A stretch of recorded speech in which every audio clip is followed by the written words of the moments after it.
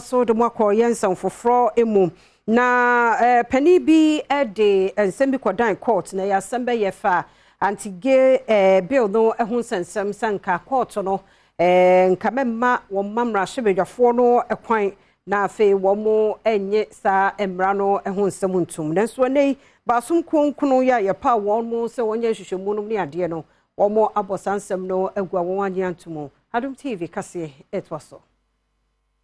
Supreme Court abedwako enanya Chief Justice Gertrude Tokono ena edano aboato aguse enyade a wobeje ensemu a enipa bi ede abeto nanimu se emrase bedwafo enhwe anti-gay bill no ho nsem no ho biem no emu Supreme Court echiremu a ensem no ema wo mu nyina so papa bi e wo se ebresei otimije de wo mu eka no etumu esanse afei ena oguso a wo kasa asem no Sentia Court si se ejina ye ene se Dr. Amanda Odoi ya wo yenhwehwemu ni echiremu a emrase bedwafo ejina ya wo mu asi ene mra wagye tumu no etia wo man Ghana amamra afei contempt a wode ebo achamehiro mra hyebedwafie no nso watwe asensan sise ye kamia ese anti-LGBTQI+ bill a ewo omayi mra hyebedwafie no mra hyebedwafo ahanu ne aduso enum wo mu nyina apene so ye nti ebeto dwama omanfo ebobo ho ema akabi wonfo nso akere wo mu adwene efra fempinu ne aduonu bako a wo hyase se emra yi wobegye atomu emra nimfo pi enso ena atu emra ho anamo a kita ho sabosome de toso nan wa fempinu ne aduonu miensa